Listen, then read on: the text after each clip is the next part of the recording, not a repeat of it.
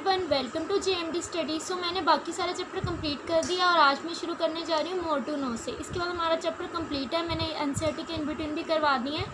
तो आइए more to know में पहले peptic ulcers and Nobel prize से स्टार्ट करते हैं।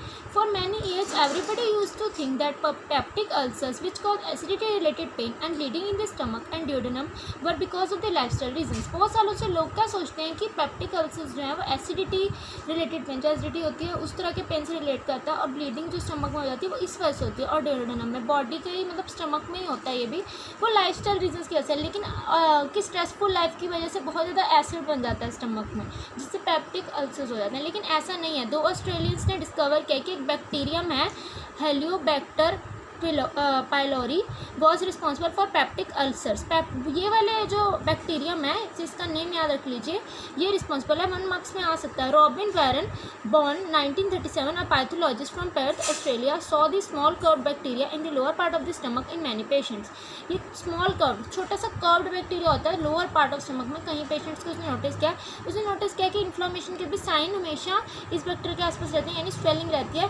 बैरी मार्शल जो 1951 में बॉर्न हुआ था, एक यंग क्लिनिकल फेलो था, वो इंटरेस्टेड था बैक्टीरिया के सोर्सेज को जानने में कि बैक्टीरिया आया कहाँ से। तो उसने अपनी ट्रीटमेंट स्टडी में मार्शल और वैरन ने शो किया कि पेशेंट्स जो हैं वो पेप्टिक अल्सर के तभी के वजह से हैं जब ये बैक्टीरिया उनके स्टमक से मर जाएगा।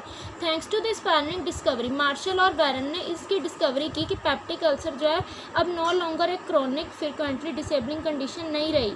पहले ये जिसको हो जाता था उसको ऐसे ही रहता था, लेकिन इनकी वजह से, इन दो साइंटिस्ट की वजह से पेप्टिक अल्सर्स जो हैं वो क्रॉनिक डिजीज़ नहीं रही, वो ना ही वो डिसेबलिंग कंडीशन रही है। कोई डिसेबल नहीं होता, एक ऐसी डिजीज़ बन चुकी है जो कि short period of time treatment में एंटीबायोटिक्स के साथ ठीक हो जाती है। अब पहले इसका ट्रीटमेंट नहीं था। इस अचीवमेंट की वजह से मार्शल और वैरन को, जो आपको पिक्चर में दिख रहे हैं ये दोनों हैं, उन्होंने नोबेल प्राइज़ फिजियोलॉजी में लिया और मेडिसिन में, मतलब नोबेल प्राइज़ मिला उसने किसमें, फिजियोलॉजी में और मेडिसिन में 2005 में। बस ये भी 1 मार्क में आ सकता है कि कौन थे जिन्होंने पेप्टिक अल्सर्स का ट्रीटमेंट वो इस्टेब्लिश किया। तो इनके दोनों के नेम याद रख लीजिए, और साथ ही साथ कब मिला था इन्हें नोबेल प्राइज़ ये भी। और ऊपर जो मैंने बताया था कि किस वजह से उसके बैक्टीरिया का नाम जिसकी वजह से होता है।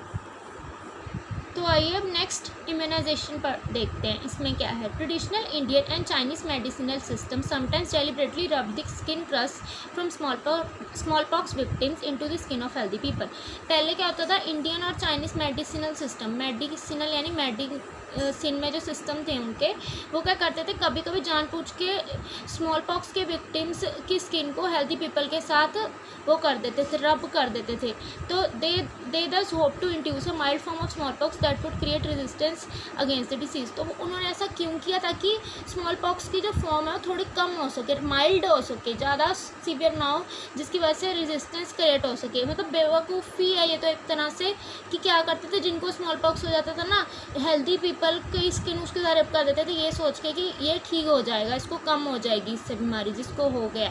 तो 2 सेंचुरीज पहले यानी 200 साल पहले, 100 होती है ना एक सेंचुरी में, an English physician named Edward Jenner ने इसने रियलाइज़ किया कि जो मिल्क मेड्स हैं जिनको कॉपॉक्स होता है वो स्मॉल पॉक्स कैच नहीं करती एपिडेमिक्स के दौरान भी।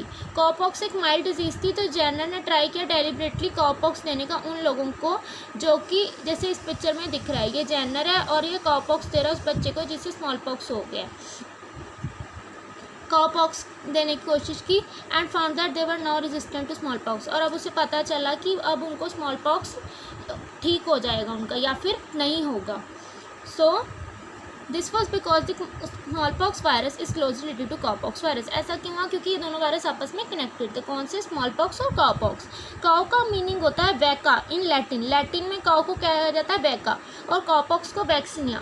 ठीक है, इन्हीं रूट्स से वर्ड वैक्सीनेशन जो है यूजेज में आया। असल में कॉपॉक्स से ही उन्होंने वैक्सीनेशन बना ली स्मॉल पॉक्स की, तो वैक्सीनेशन वहीं से यूजेज में आया।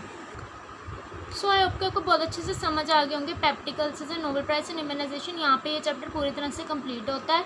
और अगर आपको समझ आ गया तो please like my video, subscribe to my channel. अगर आपको कोई भी प्रॉब्लम है, कुछ भी नहीं समझ आया है, मतलब इसमें से कुछ अगर नहीं समझ आया तो आप मुझसे पूछ सकते हैं कॉमेंट सेक्शन में। और अगर समझ आया तो भी मुझे बताइए। और अगर आपको लगता है कि थोड़ी सी इंप्रूवमेंट की ज़रूरत है, मेरी पढ़ाने की स्किल्स इतनी अच्छी नहीं है, तो आप मुझे बता सकते हैं, मैं वहाँ पर इम्प्रूव करूँगी। और तब तक के लिए bye bye and thanks for watching.